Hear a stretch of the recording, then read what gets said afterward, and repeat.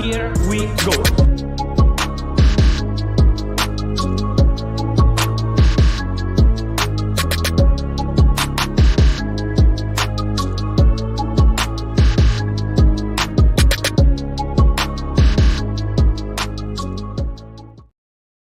Yes, people, what's going on? It's Gabriel Talks Football. I'm back again with another video. And today I got some questions, comments, and concerns to discuss on today's show.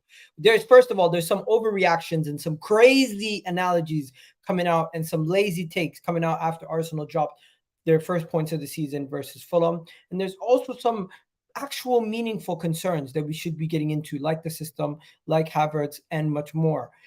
And then there's also some other stuff. The transfer window is still open. Where on earth are these Gabriel MAGALHAES links coming from? Since when do we do this much business with Chelsea where they're now thinking they can get Emil Smith-Rowe? What on earth is going on these past couple of days? I'm not going to be gaslit by rivals and media alike with these ridiculous takes. Like Arsenal dropping points against Fulham shows that this season they're nothing like the team before. The system is so different from what it was last season. All these things are just ridiculous takes. And the worst of the worst are the people who piggyback on top of the gaslighting and all the random takes and run with it. We need to calm down. It's been 3 games. All of a sudden, everyone's a flop and we're not going to win the league. This is really what people are doing now. It's ridiculous. Let's get into the show. We got a big panel for you. Dawood's going to be joining on the way. We got Sam making his return to the to Eagle Talks Football. Big up Sam. We got Kunle in the building, and of course he's going to be doing a video right after this on his channel. So please stay tuned. After that, at 9 o'clock, he's going to be live.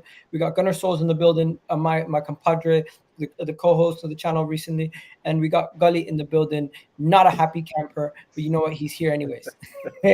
Let's get into it, ladies and gentlemen. Can we get the transfer stuff out of the way first before we go to the draw against Fulham? Because I feel like that's going to take up a lot of our time. I don't know. Have you guys seen any of the Emil Smith-Rowe stuff? Because I struggle to believe that there's any validity to the fact that Emil Smith-Rowe could be headed to Chelsea. What do you guys think? For the right money, anyone's for sale. And also, big up to everyone in the comment section. If you guys want to make sure your comment gets read out, you get either channel members or, of course, super chatters. And anybody who any comment that I do see of regular subscribers, I will make sure I put up. Like big up Thunder Road, big up Ozan Kabak. I see Yasin, I see Matthew, I see Timia Ahmed, of course. Shout out to all the commenters in the comment section. But first topic I want to discuss is Emil Smith-Rowe to Chelsea. Surely this is BS, right? Surely this is fake news. First things first, Igal. Obviously, I've not been on the channel for a while. Oh yeah, now my people. It's your dark-skinned man for the motherland. If you didn't know before, now tonight you got to understand. Smash the likes, my people. And this ESR stuff, ESR ain't going nowhere, man. He ain't going, and he definitely isn't going to Chelsea. But if we want to talk about ESR and how I feel about how he's been treated of late, that's a different topic. But he's not going nowhere this summer. Big up Ozan Kabak saying the beat. And you know what? My guy's hitting on Dawood. Dawood's just running late, bro. There's no special yet. What about you? What about you, Gully? What are you saying? You seen this rumor, ESR to Chelsea. Do you think there's any legs to it? And Chelsea fans watching, any Chelsea fans in the comment section, let me know. Would you guys want him at your club? Let me know. Because Arsenal fans, I don't think we want to get rid of him.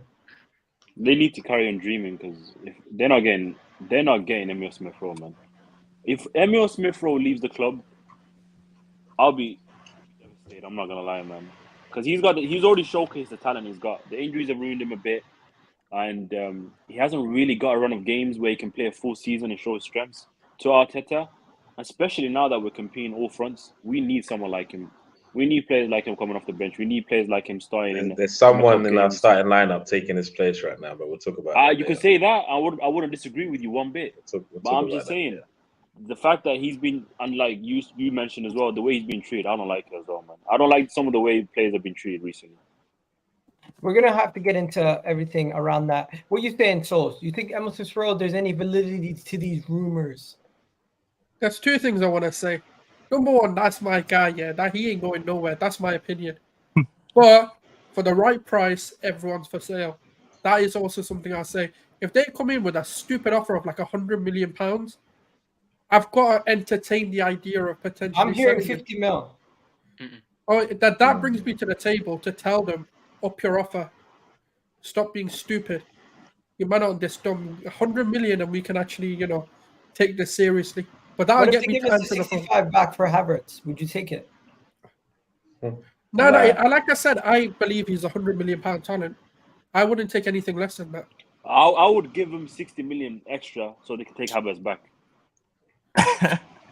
Take Havertz. Why would we give them Havertz back? That's stupid. Don't start this, please. Can I quickly just say something about Smith Rowe? Yeah, you guys, sorry about I'm trying to fix my camera. For some reason my camera's not working. No worries, bro. Yeah, Emile Smith Rowe, for a guy that's had one season, like good season at Arsenal, £50 million, I'm taking that. I'm reinvesting that on a world class. To Chelsea, Dawood. To Chelsea. That's ridiculous. No, but giving him to Chelsea. No, I'm not saying to sell him in general. To Chelsea. No, but come on, Chelsea sold us Havertz, Smith Rowe. How many Arsenal fans will they say Smith Rowe is a £50 million player? Like, come on, he's worth more than £50 million. Smith Rowe's better than Havertz. Gunnar Solskjaer, on what basis? On what basis is he worth £50 million? He's better than Havertz. On that basis, he's better than Havertz. What about the contract length? We haven't won the contract. Better than Havertz, and he's English. No. Even if we look at some of the young players that have gone because of potential, he's definitely got the potential to be a world beater. One of the best 8 left wings you can find in world football, in my opinion, for a youngster. So, yes, of course, I want more than 50 million. Especially when you're putting it to a rival. If Balogun, after one season, can go for, what, 40, 50 million? ESR, for me, is better. So, of course, I want... Bro, he's better than Havertz, bro. Havertz went for 65 mil. They're different, brother. You can't compare the two. Brother, I can do whatever I want, bro. And I'm saying he's better than Havertz. We can have that discussion when it comes to it. I'll tell you why it's different. Well, we'll have that discussion. It's going to get heated, by the way. All I'll say. You know what? People in the comment section, let me know what you guys I can never get heated with you, bro. Let me know in the comment section what would you guys would do. Would you guys let Emile Smith Rowe go to Chelsea? Personally, for me, I would not want to sell Emile Smith Rowe. I feel like there's still something there we could salvage, and I hope that he can get up to fitness and we can utilize him to his best ability in this season. It is the elephant in the room. We played 3 games. He's had 0 minutes. So that might be a factor in why people are considering selling him, or why the club might be considering to sell him. Plus, we do have a big squad. Am I going to be okay with Arsenal selling him? No. But I feel like the bigger issue is people just rationalizing everything the club does as it's perfect. People accuse me of doing that. I don't do that. I really do think we have to draw the line somewhere. If they were to sell Saka tomorrow, would we all be okay with it? No. Would we all rationalize it? No. But there's certain people that would. And I'm not putting Dawood in that category. I'm just saying, like, that is the bigger issue at hand for me. I feel like secretly you are, but it's okay. No. I'm not. Even with the Saka thing, right? The only person on the screen that's agreeing with the only way I can rationalize a transfer is if the player comes out and publicly disrespects the club and goes, "I want to leave." Then yes, I'll entertain the idea of letting them go. Well, the funny thing is that if Emile Smith Rowe wasn't from Haaland, he wasn't from our academy, he wasn't English. If he was another youth player that came, like Martinelli, that came to Arsenal at 17, 18, had one good season, and then really been injured or in and out of the team. By the way, we back Martinelli when he was injured. We wouldn't be saying no, but we wouldn't be saying, yo, let's hold on, let's keep him, because he's from Haaland and he's one of us. No, Martinelli's not from Haaland.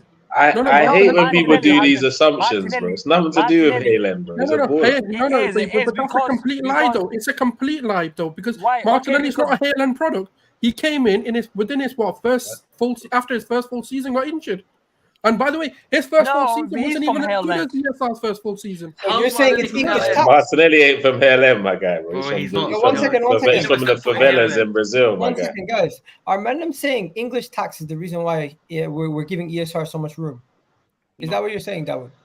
No. English tax is the reason. No, because why do some Arsenal fans have a big loyalty towards Flo Balogun? It's because he's from our academy, because he's a Haaland player. Not because he's a good player. Why can we not have loyalty to him? I don't understand. You know what? Hey, Dawood, what you're saying don't make sense, because like everyone was excited about Balogun because he went out and scored 22 goals last season. Nothing to do with him being from Haaland, bro. Everyone liked ESR because he performed at a high level, and one season was our top scorer in the last 2 years. That's why they like him, bro. If he couldn't ball, they wouldn't rate him, bro. I still defend ESR because I feel like he still has potential to to get back to what he was and maybe even show us more. But I just want to respond to this comment right here. I think all of us suffer from this. When people see us on certain channels, they think that's all we are, where we're like this Arsenal fan who's so deluded or so one-sided. We're all very balanced. Even Dawood, even what do you call it, Gunnar Souls, people would say the same thing that they say about me about them. I generally think a lot more fans don't really watch our content, and they just see snippets of us saying crazy things, and they think that's who we are. And if you were to actually watch my content consistently, you'd see that I'm a lot more measured, and I probably align with most Arsenal fans more than the radicals on either side of the helm. But yeah, I'd say you definitely have become that. You were before, like I agreed with like the delusional type of Arsenal fan, but you've become more measured recently. Bro, I've always been measured. It's just people run with the takes. I've been defending Arsenal for over 2 years now, even when we're shit, because people were saying some lazy takes. One thing I'll never have. I'll never sit here and just accept people to say lazy takes about Arsenal consistently. Like, I think this is a perfect segue. But Sam, do you have anything to say on the ESR thing before we move on? Of course I do. I mean, we played 3 games already. People saying we didn't get enough for game time. When time comes, when it's December, when we play a League Cup game, when you play Champions League games, when you play 3 Premier League games in like 6 days, then obviously MS Smith Rowe will come in handy. And the position rating, after we learned our lessons for the last 2 years, not having enough players for the top 4 run, not having enough players for the title run, we've got to learn a lesson, and you cannot sell Smith Rowe. No. Can I say one last thing on what Sam said? We said this was the same narrative we had for Martinelli. Arteta hates him. Arteta this. Arteta never plays him. Guess what was happening behind the scenes? Arteta was training him to become the animal we're seeing now. So just give it time, man. There's a plan cooking. Fair enough. Big up everyone in the comment section. I really do like these conversations when we get into it. But the next conversation is, guys, have you seen the gaslighting from the media? Oh, Gabriel MAGALHAES is on the bench because there's a rift between him and Arteta, and he's going to get sold to Saudi Arabia. Did you know Foden's getting sold as well? Yeah, potentially. Yeah, Foden. Oh no, Ake's getting sold, bro. Ake, oh my God, they're going to sell him as well. Bro, they're going to sell everyone who's on the bench. Pep put him on the bench because he hates him. I've heard Doku's going out on loan, bro. Doku's going out on loan. Man came in and didn't play the first game. Didn't start. Yeah, bro, my God. Nah, bro, Pep, man. It's only Arsenal. And this is the funny thing. Today, reports came out, if you don't know, that Saudi Arabia might give Arsenal an offer they could not refuse for Gabriel MAGALHAES. And since he didn't start in the first 3 games, Arsenal might consider it as there might be a rift between him and Mikel Arteta. The source was hearsay. Literally, there was no source. He was speculating. And people took it as gospel. They're like, Arteta did it again. He's beefing with one of our players. He wants him out. And people are now, Arteta out's going to be around the corner. This is literally what people do when they have nothing else to talk about. This is why I wish Liverpool lost. No offense to Liverpool, but if Liverpool lost, we wouldn't be seeing some of these idiotic takes about Arsenal because they have nothing else to go with. Yeah. I don't know. Arsenal's slander makes money. That's the reality of it. And they enjoyed the run because we're the first team to have their demise when social media became popular. So the media enjoy making money off our demise, and when we're doing well, it doesn't work for their narrative. So they keep pummeling more and more negative stories about us, so they can make more money. That's just how it is, bro. You know what it is though. That's our fault. That's our own fault. Gabriel MAGALHAES to Saudi Arabia links. Be honest, guys. No, but they know what they're doing though. Because look at this, right? So we're all kind of falling for the narrative, and we're doing exactly what they want, which is talking about it, which is generating those clicks, which is generating them revenue. That's all they want to do. They know Arsenal fans are the most gullible and the most reactive to any news that comes out. Let me say something as well. But you don't see Liverpool fans crying about Mo Salah being linked to Saudi Arabia. They're laughing at you. Listen, Mikel Arteta was asked a question on Friday about the Spanish FA president. Journalist came out. I don't know where he's from. He misconstrued his words to say, "Oh, look, Arteta," to make it look like Arteta stands with the president. He puts it out there, and then people saying this, that, and then after, when people called him out on a clip, he deleted it and he reworded it.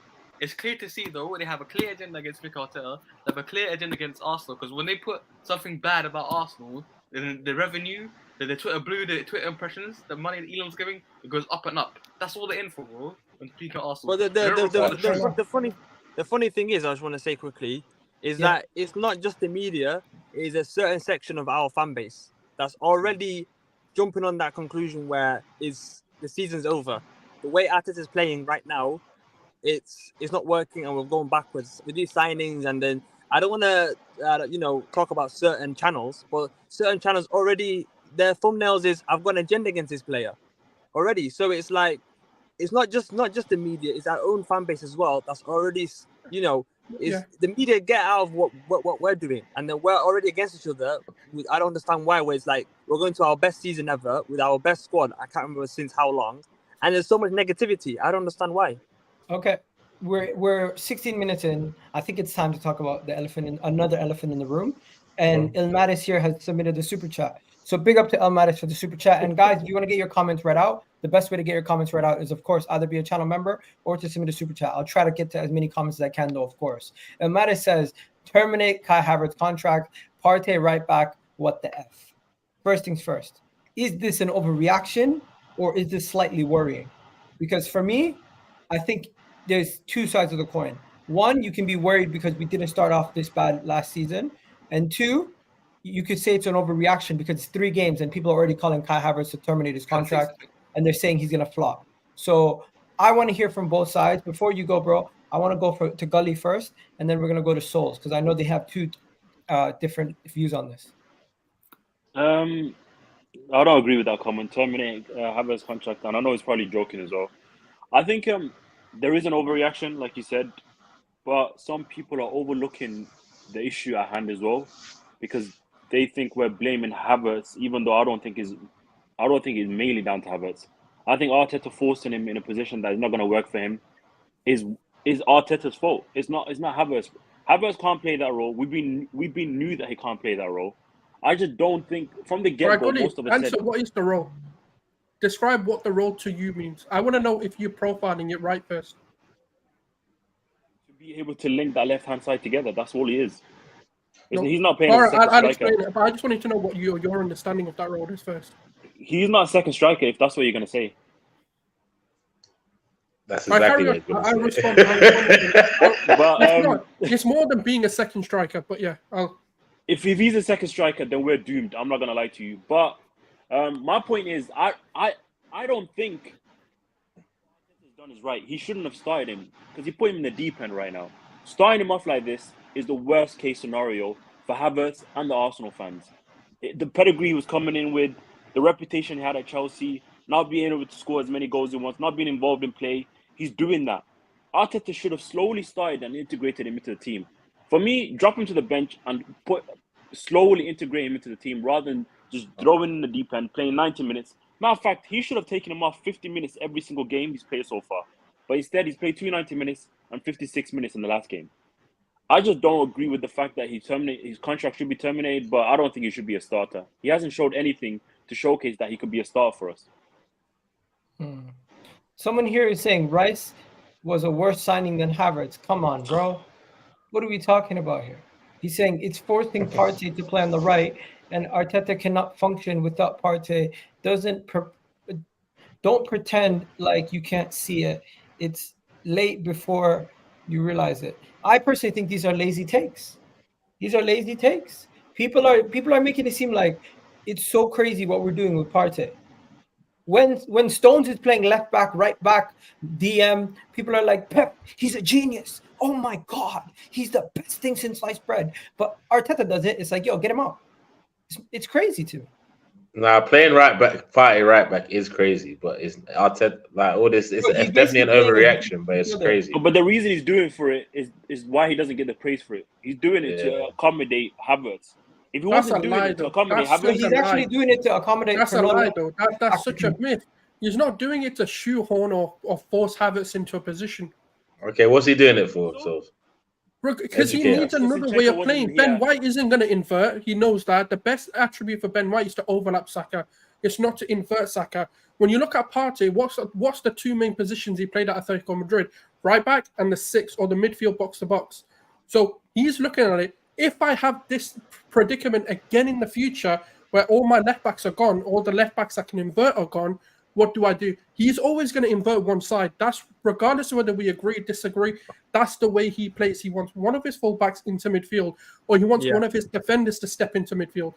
So what he's doing is, if worst case scenario, let's say all at this same situation where Tomiyasu is suspended, when Zinchenko's injured, obviously Taney's gone, Timber's, well, very unfortunate, got an ACL. He's looking at, can I do that on the right-hand side? He knows he can't do that with Ben White, so the next best thing he's got is to let me do a Partey-Rice pivot. The problem we as a fan base have, and actually as football fans in general, not even just Arsenal fans, is we have taken the Sky picture graphics at the beginning of the game and said, no, but he's a right back. That's not. We don't play with a fullback. We don't play with two fullbacks. We play with one who steps into midfield. Stop looking at the game on paper. Look at the game on how it's played, how the system is played, and that's when you start to understand what he's trying to do. All right, so let me help out there. And nobody cares whether the Sky Sports thing looks like he's right back or whatever. What everyone's upset about right now, and this is, I'm not saying everyone, but for me, what upsets me about it is I just don't like it, innit? Whether Partey is inverting or whatever's going on, I don't like it. And look, I'm not opposed to us trying a different system because, of course, we need plan Bs, we need plan Cs. I hear it.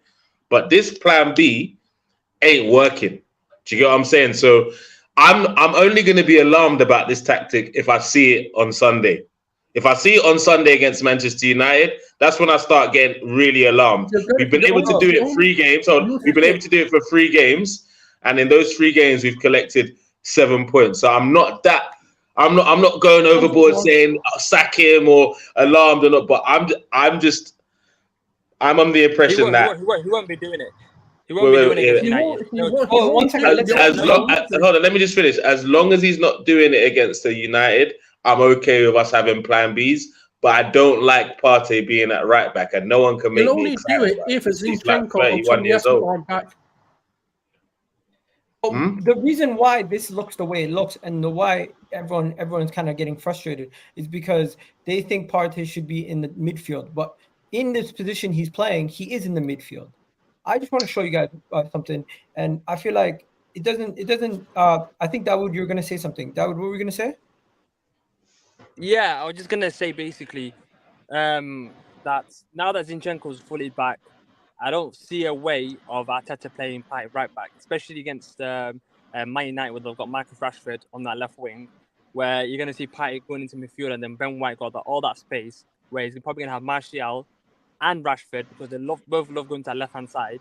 That's gonna be suicidal against Ben White. So Partey, he's not a natural inverted fullback because I've seen so many times. If you look at the touchline, where Arteta's telling him, go into midfield.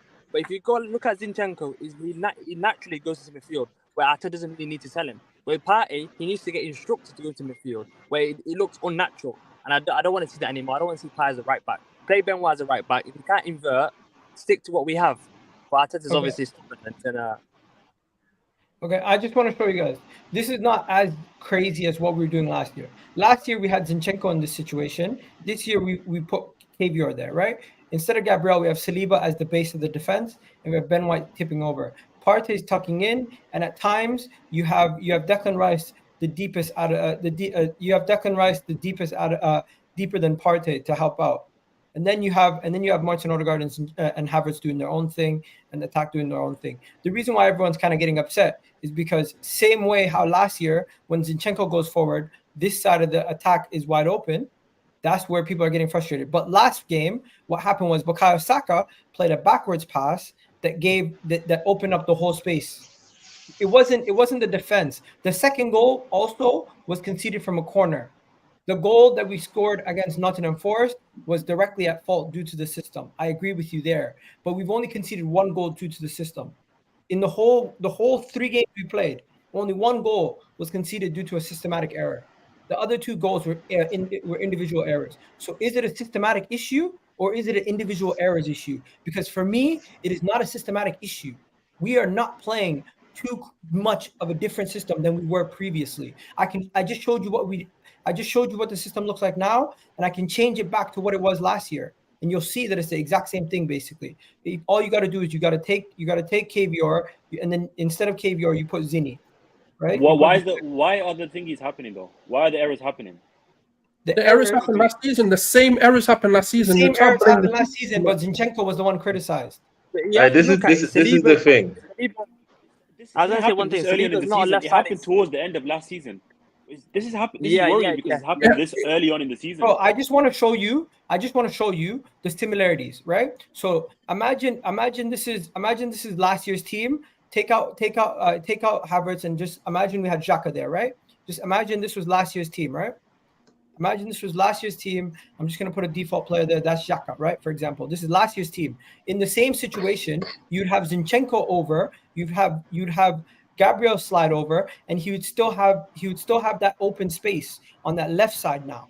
So the same way how the right side would be wide open and Partey would be the right back, we had Zinchenko filling in last year. Timber's injury fucked us, but the nicest way possible. Without Timber there, and Zinchenko not starting at the beginning of the season, we were forced to play a different way of football, which forced Gabriel out of the side to bring in Cavior to compensate for the fact that we don't have a typical midfield, a typical defender to tuck in that does. Then we didn't necessarily need Gabriel in the first couple games. It was a tactical decision. The reason why Saliba was moved over was because Saliba can do the anchoring job on either side of the pitch. Ben White was moved over because Ben White can do the overlapping job and he can do the defensive work on the right side. He's very acclimatized to that. And the reason why Partey was moved into the midfield is because we now have Declan Rice that can also play in the defensive midfield position. But at the same time, Partey. So is the system that different from last year? No. Is the system the same as last year? The personnel. So the players are different. All this explanation. Personnel, yeah. All this explanation, I hear it, and everyone hears it, but no one cares because we're not playing the fluid, sexy football that we were playing last season. That's the issue here. For example, players like Martinelli and Saka are not as influential in the game now because of our style of play. Would you say it's opposition then? Would you say it's opposition? Because last season, teams were coming at us. This season, if you look at the first 3 games, literally every single team has sat back the whole game.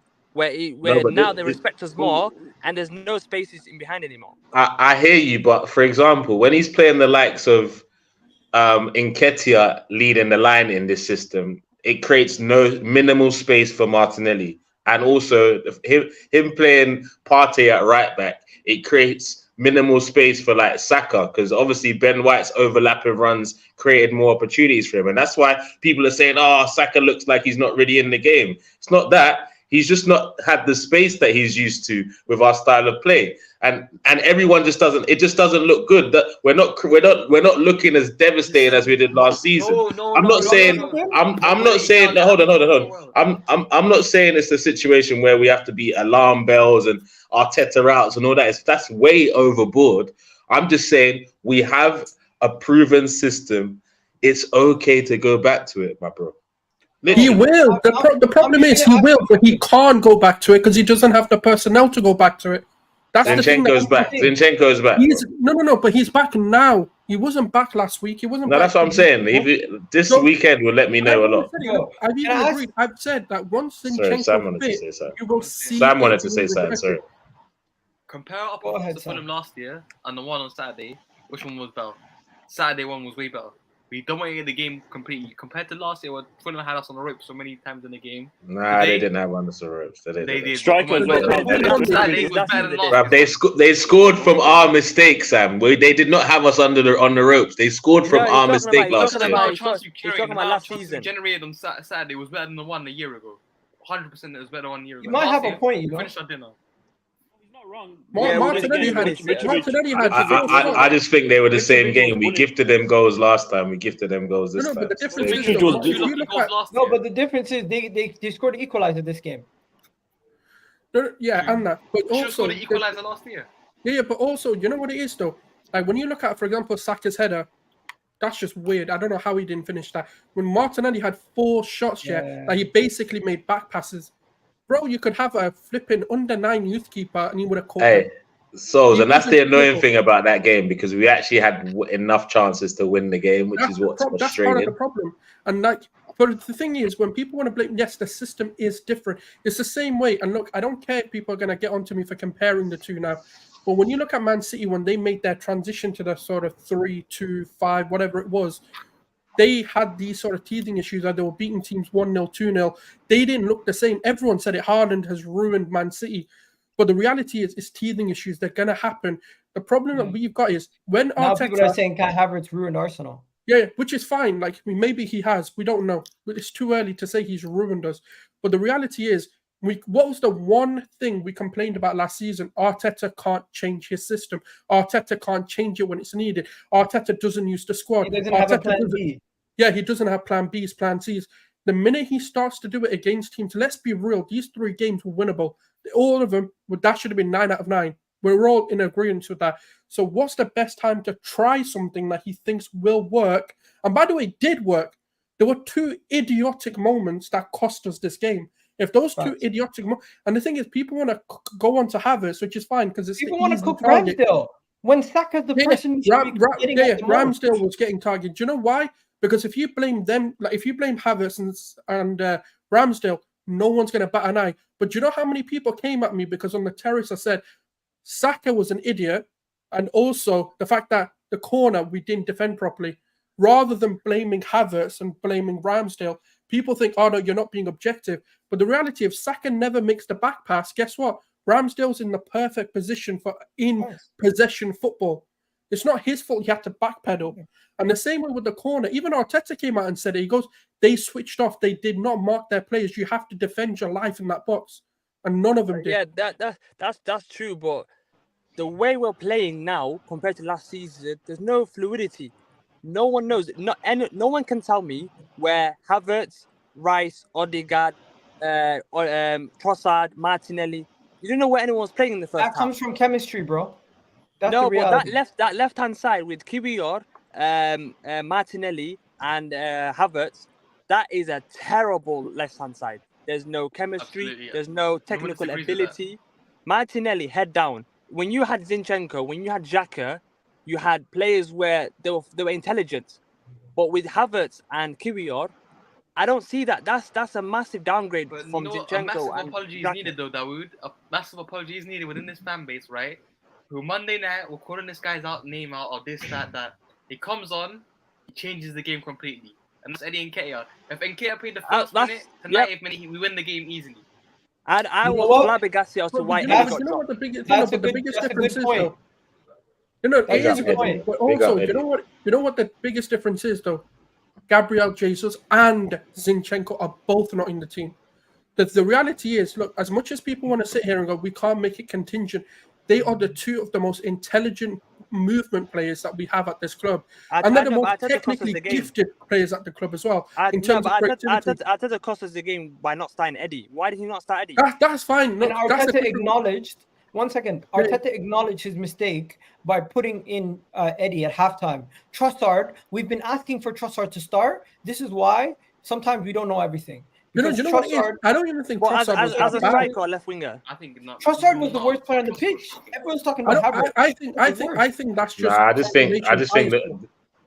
just reckon Trossard shouldn't have started if Havertz was going to start in that position. Together, just didn't work. You want to know something? The best game we've seen from Havertz was in the Community Shield. Yeah. When he was playing as a center forward. Do you think we should play him there? No, Eddie Nketiah is going to play them. Because it's not better. Eddie is not better than Jesus. Look, this is.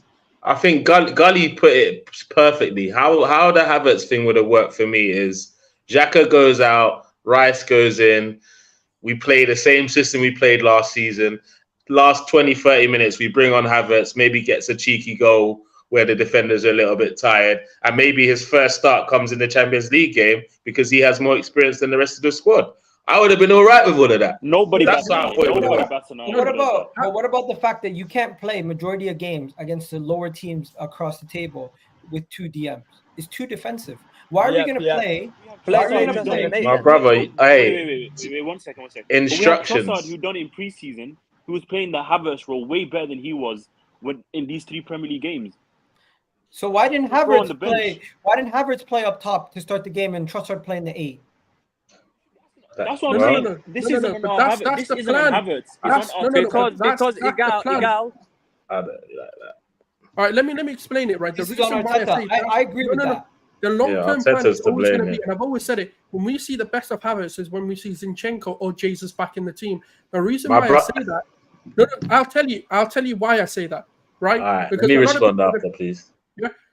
Yeah, Because go the ahead, one thing I will say, and the one thing I will definitely defend Havertz on, his movement isn't being picked out. He is finding himself in very dangerous positions that he can definitely score in, and no one's picking him out. Not see that? Did you not see that cross from Granit Xhaka? I mean, from Saka on the right wing where he was stood on the penalty box and he didn't even run Yeah, but forward. so could Trossard have scored that as well. Trossard could have No, barged but into he that as well. hasn't got that killing instinct in him. Okay. That's one opportunity. That was no poor. one's a 1-in-1. Haaland missed as well. That doesn't mean you're going to be 1-in-1. There were two chances. Let's be honest. No, but that Havertz first one missed was 2 50. How are you gonna say that first one was a chance when he had a defender on him as well? It hit off the defender's foot. I just want to address his. All he needs is a touch. He did touch it. That's the thing. But he had a defender on him as well. Look. You see with the Havertz thing, yeah. No. I always said. The reason why I say that is because Jesus and Zinchenko will create the volume of chances required. They will pick him out. The reality is, as much as people disagree, he is. Look at him at Bayer Leverkusen, right?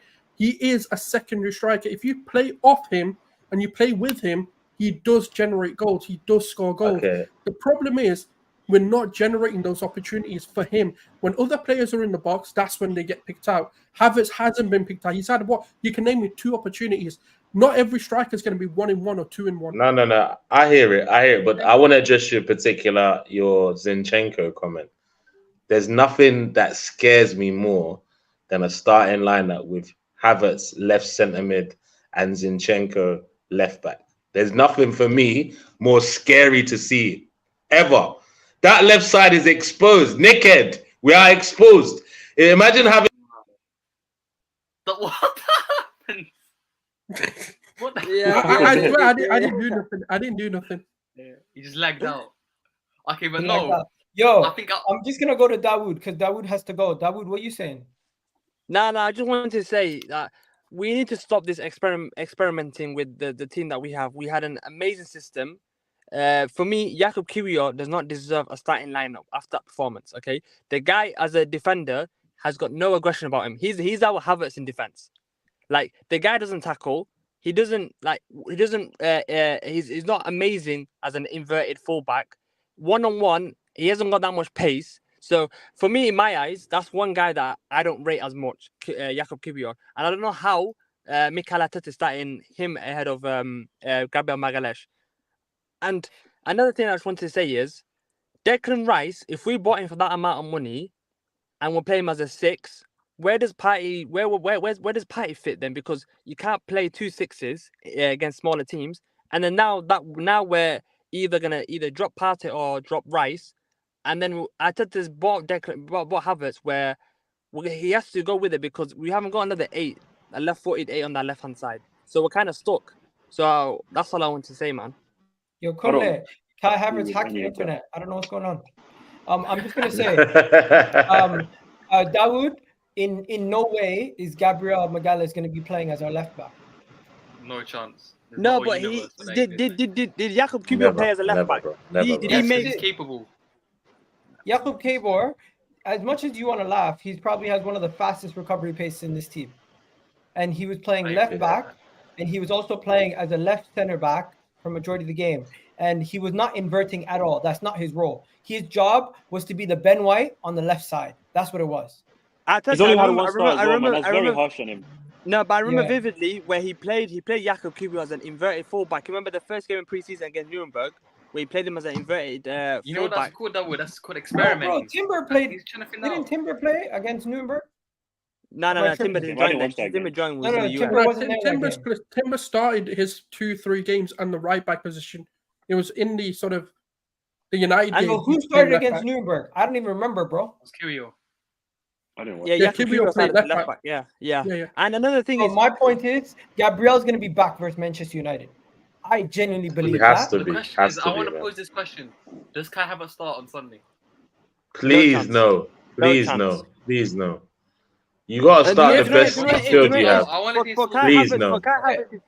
Let everyone make their case. I just want to say, for Kai Havertz's sake, I want to start him because if he has a bad performance, and you know how Arsenal fans are, where they're gonna be asking for the manager to take him off, and that's gonna absolutely destroy his confidence. Where if he gets subbed off and you'll see some Arsenal fans clapping and cheering, If he That gets already some- happened, Dawood. I was there Saturday. That already happened. No. People cheated But them off. against United, if we're losing against United and he hooks him off at 50th minute, and then he'll have that kind of Granit Xhaka moment where that's going to destroy his confidence. For me, losing I'll against drop United. him.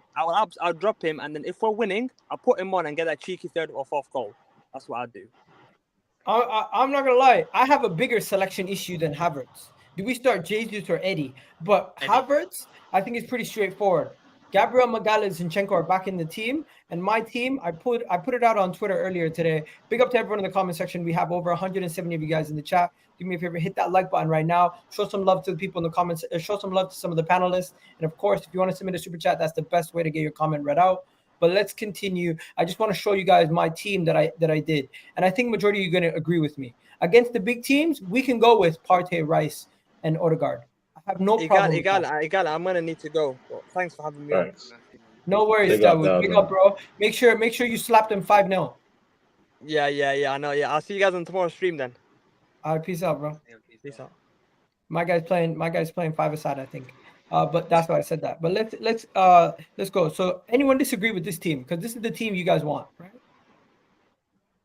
Who's playing up top? That's the only. We're gonna talk about that in a second. But you're cool with this defense. You're cool with Raya not being in the team because some people want Raya in the team. That's wild. That's weird. Not yet. That's weird not as yet. well. It'll I'm happen seeing after the people- international I'm break. seeing people saying Raya is the replacement for Ramsdale. Arteta already knows he's going to replace him long term. This is why he brought him in. Ramsdale's a bozo. He's going to be Genuinely, our fan base is genuinely the worst, man. I don't even agree with other fans. I The don't even worst, disagree bro. with other Like fans. sometimes I don't even go on social media because of them lot, man. It's just like, Bro, oh, Listen, Why the other fans why take do you I lot heard do last this? Why night- do you invite all this The nonsense? take I heard last night was uncomfortable conversations about Ramsdale. I'm like, bro, did you not see Bukayo Saka's pass? He's like, yeah, but Ramsdale, he freaking fell. If he would have just stood up straight, he would have stopped it. That Ramsdale issue and the Havertz issue is all agenda driven. If people are literally scapegoating them two alone for that game yesterday and not coming up with logical reasons on why they don't think they should start, then I'm sorry, but that's scapegoating right there, man. I hate Yeah, that word facts, so I much, mean it. but literally what they're doing is scapegoating. Facts. Hey, Yeah. Havertz bro, your police, internet's Havertz acting up police again. It's on it okay. again, bro. Now continue. What you gotta say? No, I did you not hear me? Like how? Now we heard you. We just We heard the you, and last then bit, you the said last I'm cut bit. out. just saying and then- how agenda driven it is. That's my main point. Okay. Pick up. Somebody here said this is not good because there's no Havertz, and another person said this is not good because Rice is not an attacking mid. Fail for me, says Thunder Road. Listen to the striker. Do you know the only Look, thing, you the only see- thing I would genuinely change, and call me crazy, call me whatever. So you. Listen, What's he gonna do now? Okay. Colney, you're gonna be fooled by this because you don't even know what I'm gonna say. Guess what? Rice. I'm nervous, nevertheless, bro. Rice goes into the 6. And do you want to know the joke? I wasn't gonna say Havertz, by the way. So yeah, you can all calm down. Right. My other one would have been ESR or Fabio Vieira to go into that 8 position. But can I ask You want to bench Partey for our biggest game of the season so far? That's what he said. Fabio Vieira's performance versus Fulham, he deserves more shine. Wow.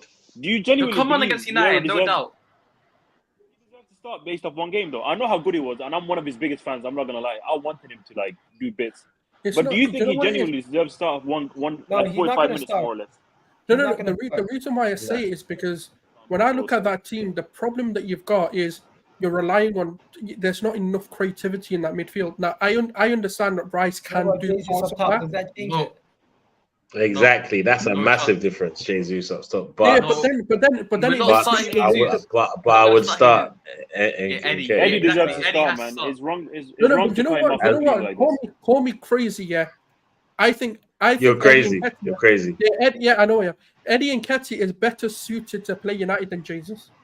100%. You can say I that, totally but for agree. me personally, the main reason Eddie deserves to start is he's shown nothing else. He's been good for us throughout the whole. I just think it's because your defenses are in trouble, bro. The worst mistake we can make is playing a false 9 against United. Now I'll tell you why. Because if you can spin those centre backs the way Eddie Nketiah, and we know he can, bro, he's gonna be in behind them all day, every day. He's gonna find Onana off his line a lot. That's why I say it. I think Jesus makes a better impact off the bench. Okay. There's Either way, there's another major issue that people are having. We're not clinical. That is the real issue that is above everything A else. lot of problems could be fixed with that. Right? Everyone's talking about the system, Kai Havertz, this and that. Do you really believe the system and Kai Havertz has direct correlation with us not being clinical? Because majority of the chances are not falling to him. I tell you, They're Havertz falling is to easy. Martinelli, they're falling to Odegaard, and they're falling to Saka, and them three have not been as clinical to start the season as they were last year. Let's be honest. We won the first game last year by what? 3 goals? 2 goals. We had 9 goals after 3 games last year. Yep. We were a much better side to start the season, and the expectations and the pressure from the media to start the same way as last year is the reason why people are somewhat taken back by it. 2 seasons are never the same. City drew their 3rd game last year versus Newcastle. You never seen people saying they're finished. Do you know what it is? The reaction is these guys are pretenders. They're not going to win the league. I told you guys. Yeah, go on, Sam. I'll go after you. You know, City have lost. I mean, City were unable to win 10 games for the last 2 seasons. That's 10 games where they drop points. Arsenal, if we drop points in 10 games, people are going to melt down. If you can win the league and get 90 points with 10 games where you drop points, it's not the end of the world. Relax. I think people need to calm their ass down. Nottingham Forest, we actually were much better than we were than people think. Crystal Palace performance this year was better defensively and offensively than last year. But people are tripping. The game against Fulham was not too different from last year. The difference was Fulham this time got that 2nd goal. And to me, I think the overreaction is from the fact that we're not finishing off our chances and we haven't gotten a 3-goal victory yet. There's no need to panic. It's only 3 games. Before, people used to wait a year before they say a guy's a flop. After 3 games, Kai Havertz a flop. People are saying. Like I said, agenda-driven. Literally, all the things you're hearing about Havertz, we want him out. We want Ramsdale, drop Ferreira. It's all stupidity, man. We should pay no attention to that, genuinely. But also, one thing I'll say about the agendas, listen, people said last year and in the summer, I'd rather start slow and then peak at March. And now we got a draw. They're saying, oh no, we have to win our first 12 games. We have to win our first 15 games, bro. I calculate, right? 38 games, 3 points. That's 112 points. You take away at least, I would give or take 20 points. So at least 10 games you're allowed to drop points in. So we've got 9 more games that we'll most likely drop points in. And even then, not everyone was in the team. We should have easily won the game on Saturday, but we didn't, and we move on with that. Listen, I've seen more positive signs from the first 3 games than I have. I'm more encouraged than I ever have been for this team. More encouraged. And do you know what? On top of that, real quick, 196 people. Hit that like button. It's absolutely free, guys. And also, make sure show some love to the people in the comment section. 1 game at a time, like my guy Daniel here says. And also, if Gabriel MAGALHAES is getting sold, that means Phil Foden's getting sold because he was on the bench last game, right? Facts. And I got to bounce in a second, so I will say this. Yeah, I'm excited because we are the agenda now. No matter what stream, I see panels. No Arsenal representative, but they spend 45 minutes talking about us all the time, week in, week out. We are in everybody's heads rent free. It's absolutely crazy. I'm excited. Go on. I love Daps, but he compared Partey playing right back to Fabinho playing center half.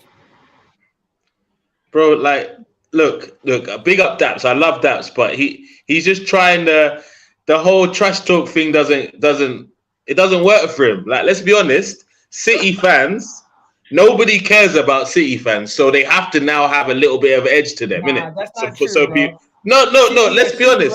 Look, brother. I'm not saying City as a team are not relevant. City are very relevant, but their fan base are not relevant because if any other one of us did a treble, do you know how that would be the agenda until another team beats it? But because City did it, we're already talking about Arsenal during our 3rd game, bro. We're literally talking about Arsenal during our 3rd game because let's be honest, like, big them up. They're doing incredible things, but the whole league are relying on Arsenal to take the title from them. Because if it's not us, who's challenging? Chelsea? I'll tell you this, Zero. man. Do you know how I know City are? You know how I know City are relevant is because people are looking at City now and they're saying, you know what, they could be the super team for the next couple of years. They win one game and people are saying they're gonna win the league by 10 points already. So as much as their fans might not be annoying like our fans are, and they're very much more balanced. And No, there's just not enough of them. That's what it is. They're not annoying, bro. There's not You know enough. what? They're not loudmouths. They- I'll give it you've credit. not- That's No, exactly there's what just it not was. enough of them to be loud, Igal. That's the No. reality, bro. There will. No, I would In rather- 10 years' I time, would there will rather- be. In I 10 would years' time, rather there will be be. quiet and win trophies every week than be a loudmouth and win shit. Bro, but there's you know no what way. it is? Hey, look, We this is haven't the had- reality. So quickly before I go, the reality of our fan base is we're too big of clubs for us to ever be irrelevant. We can never be silent, no matter what, because there's too many of us, bro. There's so many sections of us, bro. We fight within our own fan base. That doesn't happen at City because there's not enough of them yet. Once there is, then they'll be doing the same shit they see Man United, Arsenal, and Liverpool fan bases do. But till then, enjoy it. Bro, they got Peace out, guys. I'll catch you on my channel in a bit, man. We've also not had, like, growing up, we've not been a rival to Man City. That's why you see, like, the clashes are different. Whereas in Man City now, That's the standard, bro. That's the issue. No, they are the standard. I'm not sitting there and saying none of that, but we don't care about what, like, the treble. No one talks about the treble anymore. It's like, all right, yeah, cool, they done it. Nice. It's cute. Yeah, Let's move on. One thing I'd say, listen, if we beat United 2-0, 3-0, everyone's going to forget about the Fulham game. And everyone's That's going a to move on fact. to how good That's we the are. key. We have to beat them. It doesn't. I don't think it matters whether we beat them 1-0, whether we beat them in the 90th minute. Bro, The fact, if we just have to don't beat them, I cannot stand a whole international break listening to people talk about how Arsenal have fallen off. Yeah, I'll have to just delete Twitter for a bit, man. I can't be asked. It's already annoying me. It's already pissing me off. I'm like, God. Bro, one draw. I swear to God, the reaction for this draw is embarrassing. Genuinely, man. The headlines: Ramsdale's got to go. Nothing about Bukayo Saka's back pass. Partey's system. Arteta failed. Kai Havertz is a £70 million weight holding Arsenal back from lifting a title. Like these type of topics. On top of that, Gabriel MAGALHAES is being left out to dry. Emil Smith-Rowe might as well pack his bags, go to Chelsea. The craziest one out of everything that I just told you is that nothing about our chances created, nothing about our performances. It's almost like people watch the result and they make their analysis based off the results. That's nothing off the performances. Guys, if we were to scrape the win, the 2-1 victory, if we were to scrape it, believe me, people would have been dissected in the performance and they wouldn't talk about the result. One thing I'll say about our fan base, bro. Chill, relax, put your feet up, watch the Thursday draw, watch the Champions League draw, see who we get. Oh, it's on Thursday? Yeah, Thursday morning, wake up Thursday morning, see who we get. Maybe we get Barcelona. We've seen the signs we can beat Barcelona. Hopefully we get Barcelona. Enjoy that. We've got 44 more games to go. 45 games, give or take, to go. We paid free, all right? So we've got to calm down, give these players time.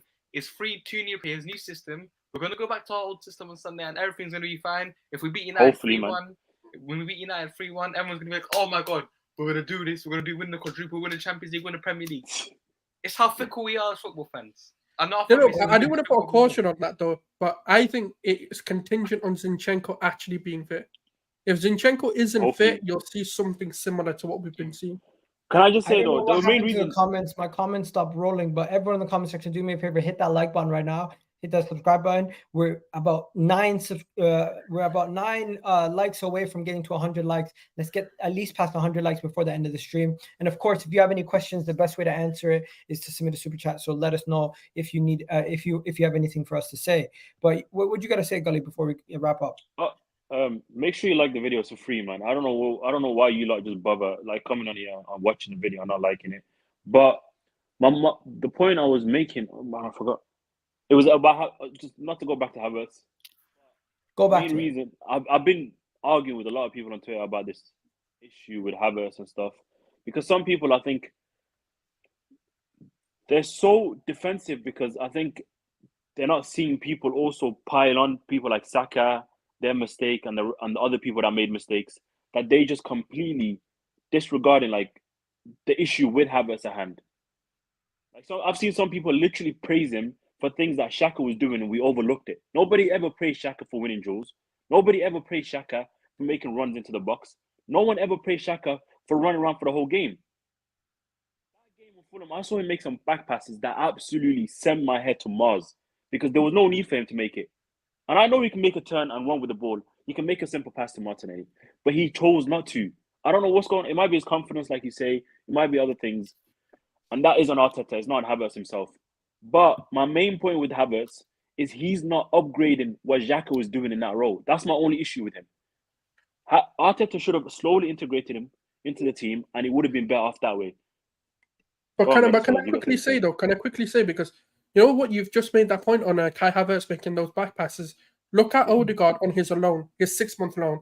He did similar things. Mm-hmm. I think what it is, I think the pressure, like I think people don't realize. I know Chelsea, yes, they are a bigger club. They've become that sort of, you know, they've become the most successful club in the last sort of 20 decades, competing with, you know, the likes of Man City, depending on what you weigh more. And the pressure at Arsenal to succeed is way higher and more intense because there's less room for forgiveness. Like, we will react after a few games, like we have done, because he already had a target when he came in. Martin Odegaard had a target when he came in. And I even said to people then, I go, Martin Odegaard, you need to be patient. Because I remember I was fighting the whole fan base. I don't want Maddison. I want Odegaard. I was genuinely, I swear to you, can ask like Jess, because I was on her channel. You can go on TFT. I was like, no, I want Odegaard. And the thing is, I'm not saying Havertz is going to come good. But what I'm saying is, I believe there's time that's needed, because this, and even when you go to Pep, every player that goes to a Pep system needs a season. And I feel like we're coming to that age of football where even our players that we sign, look at Fabio Vieira, he needs a season. The mentality that you need, I know he's a Premier League player coming to a Premier League club. Time. Yeah. I'm just going to say this. Bro, I need to do this quickly because some people are asking some questions. Guys, hit that like button. It's absolutely free. You see that? Just hit that like button. It's right there. Just hit it. I need to see you guys hit that like button. It's absolutely free. It doesn't cost a penny. Now moving on to this right here. We have a little thing, a community where on the thing right here. If you go on the YouTube channel, you can see that there's community posts, and I regularly discuss and have conversations with you guys here. So after the match, we spoke to some of you guys about what we thought about the game. And before this video, I asked some of you guys, what did you want to discuss? So I'm just going to touch on some of these before the end of the video. Do we get any other signings? And if yes, what position would most likely buy, and what you think we need? I think we would still need a right winger or a backup right winger, but at this moment in time, the squad is too big for us to buy anybody. We need to sell players before we can even think about bringing in another player. And do I think we're going to sign another defensive player? I don't think there's room in the squad. I really do believe we put ourselves in a situation where we made a lot of our signings at the beginning of the window to try to get players out at the end of the window, and we still haven't gotten them out. Do you think West Ham did a good job replacing Declan Rice? They did. James Ward-Prowse, Alvarez, and Kudos, all coming in for the similar price to what they sold Rice for. They did a good job. Kai, presence, Arsenal, Fabio Vieira's performance. I think Fabio Vieira did play better than Kai Havertz, and that's pretty obvious to see. People saying Kai Havertz. Arteta's press conference, I didn't really notice anything that stood out that was weird about his press conference. And why did Arsenal tie? We were not clinical. That's the reality of the situation. Mistakes. We were lackluster defensively, and we were not clinical. Literally nothing else. Nothing else. But yeah, you guys have anything else to say before we go? Beat United and everyone forgets about this. Yeah, facts. I'm gonna just don't start Havertz. I beg you, please don't start Havertz. Arteta, whatever you do, put him on the bench. Let him warrant getting a start before you just put him in there for no reason. That's what I want. Yeah, and people thinking about we're gonna sign Osimhen, Ivan Toney, all these guys. How? I mean, that's a next phase. That's what I will next say. Summer. Yeah. Or January or summer. That's a next window. This was an emergency video. I need everyone to calm down. Don't panic. No need for sirens to go around. I think that's a donkey, actually, not sirens. My and then we wrap it up. You guys have yourselves a wonderful day. Peace out. Love for the love, people. You already know what it is. I'm out of here. Peace.